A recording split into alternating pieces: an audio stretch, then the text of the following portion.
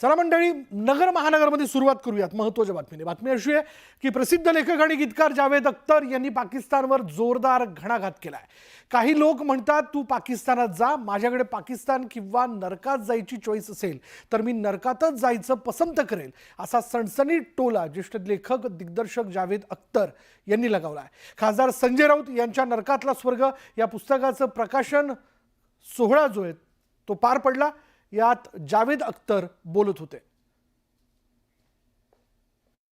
मुझे इधर से भी जो एक्सट्रीमिस्ट गाली देता है, उधर का एक्सट्रीमिस्ट भी गाली देता है। यही सही है। अगर इनमें से एक ने गाली देना बंद कर दी तो मुझे परेशानी हो जाएगी कि मैं क्या गड़बड़ कर रहा हूँ। तो ये कहते हैं कि तू तो काफिर है और जहन्नुम में जाएगा।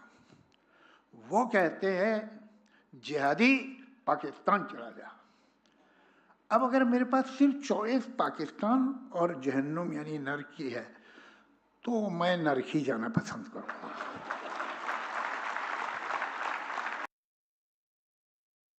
ब्रेकनंतर पुन्हा स्वागत। एक महत्त्वाची बातमी समोर येते। भारत पाकिस्तान लष्करी संघर्षानंतर सोफिया कुरेशी आणि व्योमिका सिंग यांच्या नावांची खूप चर्चा सुरू आहे। या दोन्ही महिला अधिकाऱ्यांनी भारताची बाजू अगदी खंबीरपणे मांडली। त्यांच्या धाडसी पावलामुळे पश्चिम बंगालच्या पांडबेश्वरमधील एका नवजात मुलीचं नाव हे सोफिया कुरेशी असं ठेवण्यात आलेलं आहे, जे पुलवामा दहशतवादी हल्ल्यानंतर पाकिस्तान विरुद्ध निर्णायक लढाई लढणाऱ्या भारतीय हवाई दलाच्या महिला अधिकाऱ्याच्या नावावरून ठेवण्यात आलं आहे। मध्य प्रदेशमध्ये एका भाजप मंत्र्याने सोफिया कुरेशी यांचा अपमान केल्याचा आरोप केला जातोय आणि अशामध्येच पश्चिम बंगालमध्ये चिमुकलीचं नाव सोफिया कुरेशीचं नाव देण्यात आल्यामुळे सर्व ठिकाणी चर्चा सुरू आहे।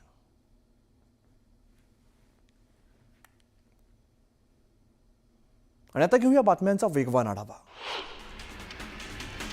जळगावच्या चोपडा तालुक्यात कापूस लागवड सुरू आहे, मात्र अवकाळी पावसामुळे कापूस लागवड करताना अडचणी येत आहेत। त्यामुळे 15 मे पासून कापूस बियाणं विक्रीला परवानगी देण्यात आली।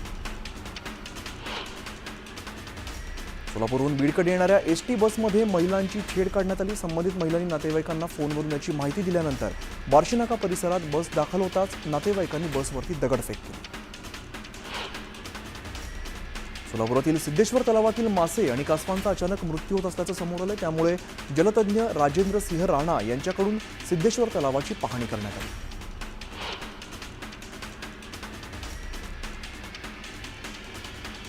पुणे मिरज रेल्वे दुहेरीकरण प्रकल्पांतर्गत वसगड्यातील बाधित शेतजमिनींच्या भाडे निश्चितीसाठी 30 मे पर्यंत स्थळ पंचनामे करण्यात यावेत, असे आदेश सांगलीचे जिल्हाधिकारी अशोक काकडे यांनी दिले।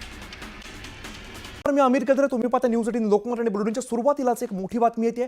ऑपरेशन सिंदूर दरम्यान आसाममध्ये एक मोठी कारवाई करण्यात आलेली आहे। धुबरी जिल्ह्यातून 16 जणांना लष्करानं ताब्यात घेतलंय, तर दहशतवाद्यांची संबंधित 35 जणांची ओळख पटलेली आहे। बांगलादेश पाकिस्तानी दहशतवाद्यांशी संबंध असल्याची सुद्धा माहिती समोर येते।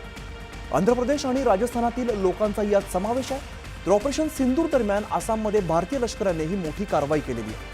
आसाम धुबरी जिल्ह्यामध्ये बांगलादेश आणि पाकिस्तान दहशतवाद्यांशी संबंधित 16 जणांना लष्करानं ताब्यात घेतलेलं आहे। तर राजस्थान आणि आंध्र प्रदेशातून एकाला ताब्यात घेतलंय, तर दहशतवाद्यांशी संबंधित तब्बल 35 जणांची ओळख आता पटलेली आहे। हा आतापर्यंतचा सर्वात मोठा ट्रॅप असल्याचं बोललं जातं।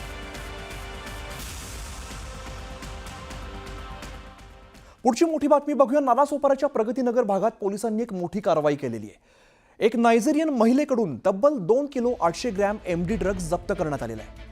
जप्त करण्यात आलेल्या मुद्देमालाची किंमत ही जवळपास 5 कोटी 60 लाख इतकी आहे। तुळींज पोलिसांनी महिलेने सुरू केलेला मेफेड्रोन ड्रग्जचा कारखाना हा उद्ध्वस्त केलाय। दरम्यान या प्रकरणी एका महिलेला ताब्यात घेतलेला असून तिच्या साथीदाराचा पोलिसांकडून शोध सुरू आहे। खबर मिली कि एक परकीय महिला है विदेशी, और उस महिला वहाँ पे बिना परमाना रहती है। तो इसलिए हम वहाँ पे गए तो उसके घर में हमें 2 किलो 800 ग्राम का ड्रग्स MD मिला है। उसकी कीमत 5 करोड़ 60 लाख और 42,000 इतनी कीमत है। तो उस महिला का नाम रीटा फटी कुरेवेवी 26 साल वो है। उसका एक साथी है, उसको भी हम ढूंढ रहे हैं। आणि सध्या जम्मू काश्मीर पोलिसांनी दहशतवाद्यांच्या विरोधात कॅच अँड हंट हे ऑपरेशन सुरू केलंय। सुरक्षा दलांनी सीमा आणि आसपासच्या परिसरात सध्या शोधमोहीम हाती घेतली आहे। कठुआ जिल्ह्यातही सीमा दल सतर्क झालेला आहे आणि सीमा आणि सुरक्षेच्या दृष्टिकोनातनं आजूबाजूच्या भागात बारकाईनं शोध सुरू आहे। सुरक्षा दल आणि पोलिसांकडनं कॅच अँड हंट हे ऑपरेशन राबवलं जातंय.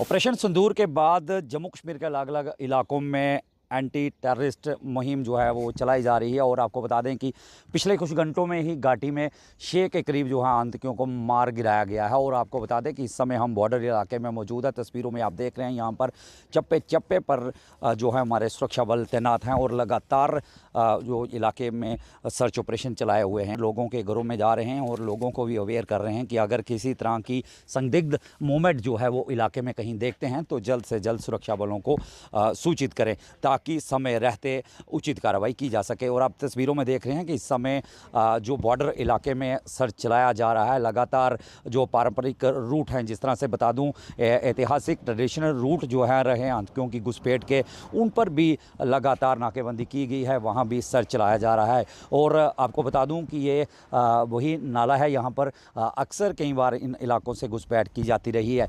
यही वो पारंपरिक रूट हैं, यहाँ से आतंकी जो हैं वो घुसपैठ करके पहाड़ी इलाकों में पहुँचते थे और अपनी वारदात को अंजाम देते थे।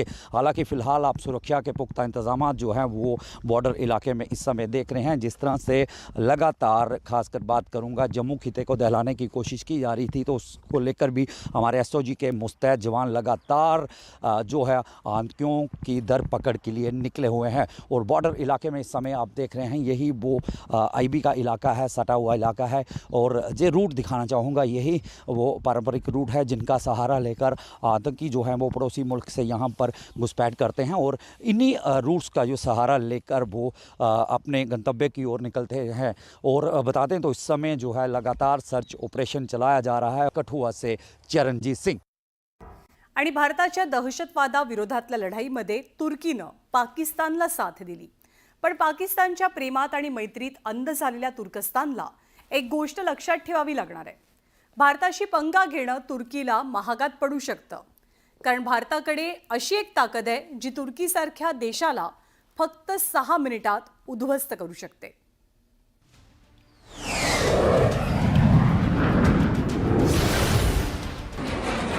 ऑपरेशन सिंदूर दरम्यान भारताच्या ब्राह्मोस मिसाईलची ताकद पाकिस्ताननं पाहिली. याच ब्राह्मोस मिसाईलमुळे पाकिस्तान अवघ्या काही तासात गुडघ्यावर आला आणि भारताकडे शस्त्रसंधीसाठी गयावया करू लागला.